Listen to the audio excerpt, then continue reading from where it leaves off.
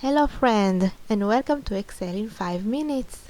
Today we learn about the function count. If I want cut the number of the time of the category or the food, I write for the category equal count, and then I open the function. I have the value that I want. I remark the value, and after this I press on OK button 9 times. 1, 2, 3, 4, 5, 6, 7, 8, 9. And let's check with F2 on my keyboard. Good, let's do one more. This is the food equal count,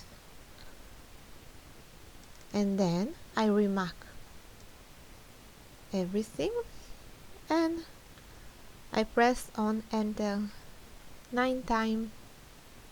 Okay, please subscribe after me and have a good day. Bye bye.